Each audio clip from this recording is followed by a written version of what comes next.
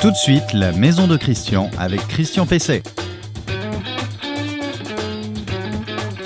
Eh bien, bonjour, vous êtes bien dans la maison de Christian. Je suis en effet Christian Pesset, vous me connaissez.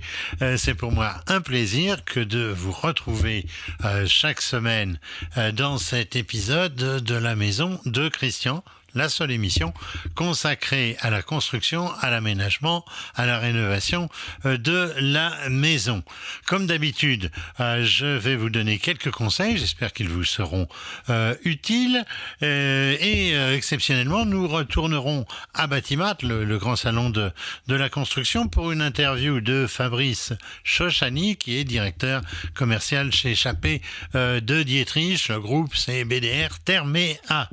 Et on va parler avec lui des tendances du marché du chauffage et notamment de quelque chose qui va prendre de l'importance, c'est l'hydrogène. Donc ça va certainement vous passionner. Vous pourrez retrouver cette émission comme d'habitude tous les samedis matins sur le site renoinfomaison.com, sur une page Facebook dédiée, sur LinkedIn et sur les principales plateformes de podcast, ainsi que sur une chaîne YouTube spécifique à l'émission.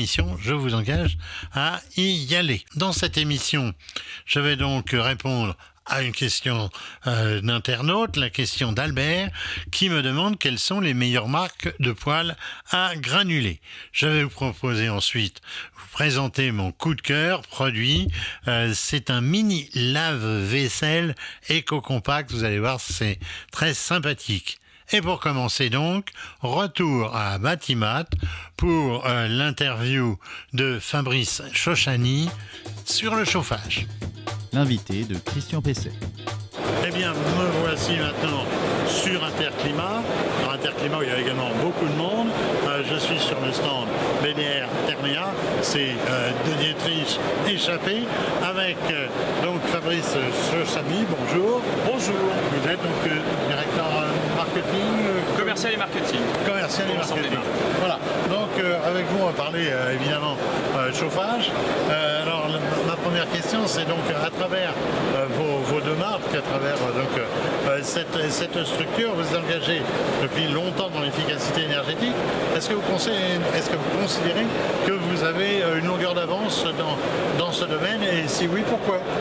Alors, ça va être un match qui est long. Ce qui est sûr, c'est qu'une de nos forces, c'est le côté généraliste. On fait toutes les énergies, toutes les solutions, et on est convaincu que l'avenir, c'est l'hybridation, c'est le fait de connecter les différentes énergies, et c'est comme ça qu'on va arriver à avoir les meilleures solutions, parce que bien malin qui peut prédire dans 5 ans le prix et la disponibilité de telle ou telle énergie. Alors on parle beaucoup de décarbonation, hein, c'est le maître mot, on l'entend sur les 3 salons du mondial. Est-ce que la PAC hybride, puisqu'on en a parlé beaucoup, j'en ai moi-même parlé, on a suivi une installation avec vous, est-ce que la PAC hybride pour vous, c'est véritablement la solution d'avenir? On reviendra sur l'hydrogène ensuite, mais sur la PAC hybride, je crois que votre opinion, c'est pas seulement la PAC et une énergie, c'est plutôt du mix énergétique? Ah oui, complètement. Oui, la PAC avec relève électrique est intéressante, mais dans beaucoup de configurations, on a absolument besoin d'une autre énergie. Et vous le verrez en bas, vous avez une solution avec une hybride fuel, avec une hybride gaz, on pourrait même avoir du solaire. Donc le mix, c'est vraiment l'enjeu. Pourquoi? Tout simplement parce qu'avec une pompe à chaleur en relève électrique, vous allez avoir besoin de beaucoup d'électricité. Toutes les installations électriques ne le permettront pas et tous les réseaux ne le permettront pas. Il nous faut absolument arriver à mixer de façon à tirer le meilleur parti de chaque énergie. Alors, je crois qu'au niveau des carbonation, j'en parlais à l'instant, vous êtes aussi engagé dans l'hydrogène et même vous avez un petit scope à nous annoncer, non? Oui, absolument. Alors, ça fait depuis 2014 qu'on investit en recherche et développement. Ça fait 3 ans qu'on a des installations qui sont en test en France. Notamment une qu'on a beaucoup médiatisée dans la Loire, à Châteauneuf, avec une chaudière 100% hydrogène, une chaudière 20% hydrogène. On a réussi à gagner plus de 24 tonnes de CO2 en 1 an. Et effectivement, un petit scoop, on vient de remporter, on est lauréat du prix d'innovation GRDF sur un chantier neuf qui se situe à Brunois, donc porté par la mairie et un promoteur très innovant.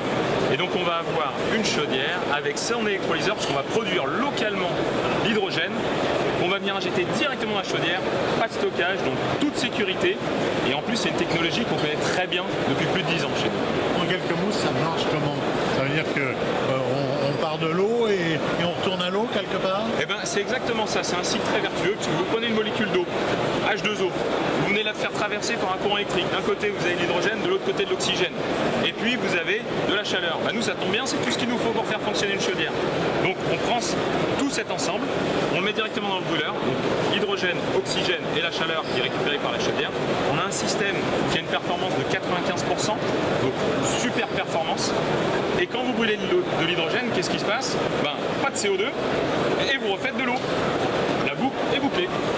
La perspective d'une commercialisation de ce type de matériel? Ça fait beaucoup de scoops que vous me demandez. Alors, on a 15 installations prévues sur la fin d'année et les premières ventes sont prévues pour mi-fin 2023. Très bien, merci Fabrice Chochani. Je rappelle, vous êtes donc directeur marketing de BDR Therméa, c'est-à-dire Chappée et de Dietrich. Absolument. Merci Merci. beaucoup, Christian. Votre question à Christian Pesset.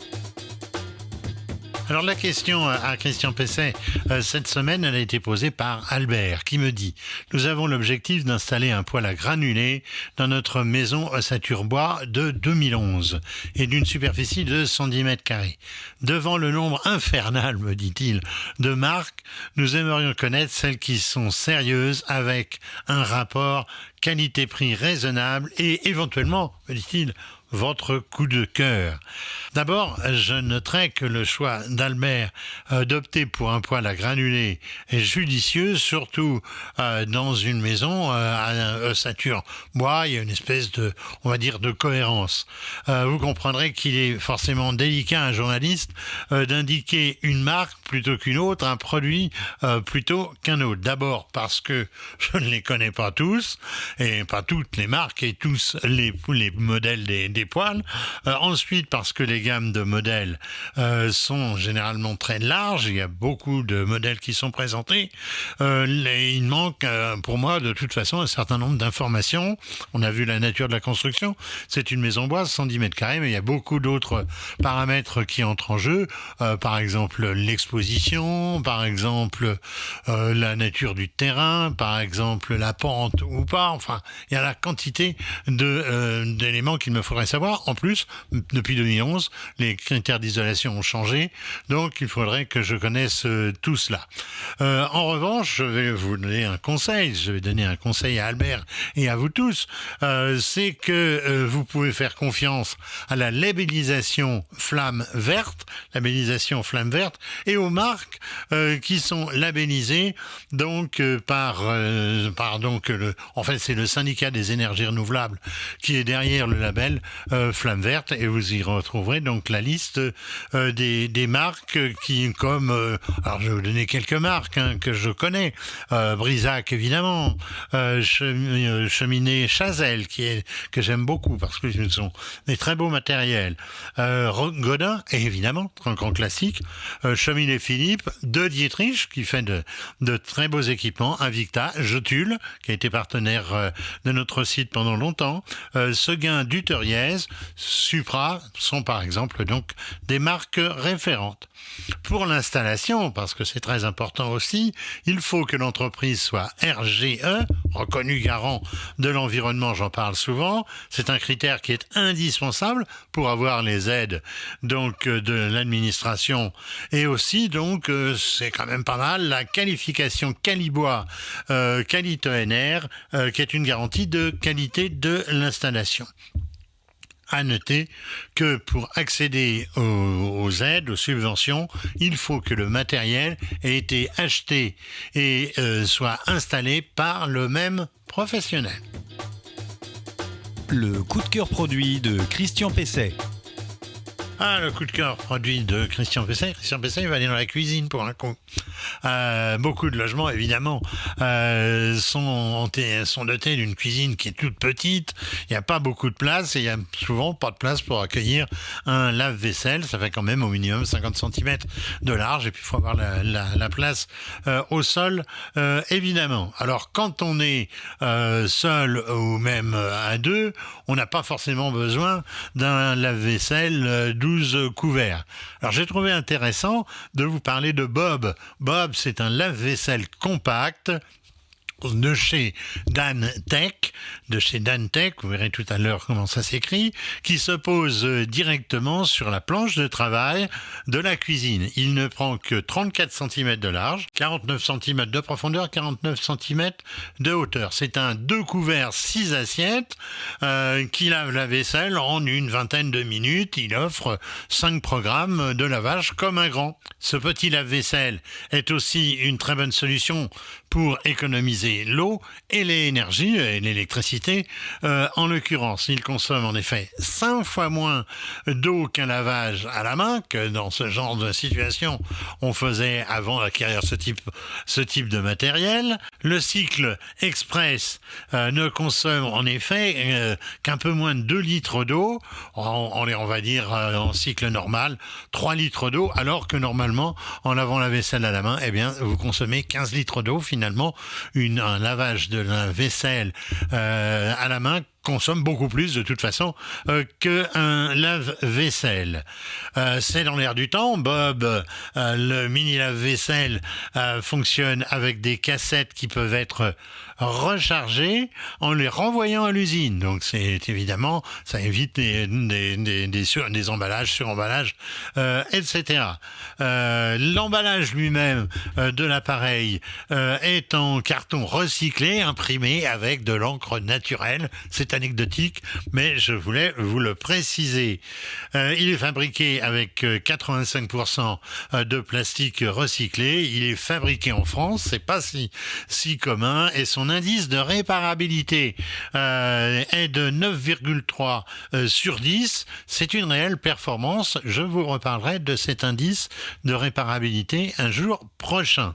Le corps est proposé en blanc ou en noir, la porte en 10 coloris qui sont très tendance, c'est sympathique. C'est donc Bob. Bob, c'est le lave-vaisselle éco-compact de chez Dantec. On le trouve sur le site de la marque, dans les grandes enseignes comme Boulanger ou sur le net, comme par exemple sur Amazon. Ça vaut entre 370 et 400 € en noir et 100 € pour différents accessoires, mais qui ne sont pas obligatoires. Je trouve que c'est une nouveauté assez sympathique.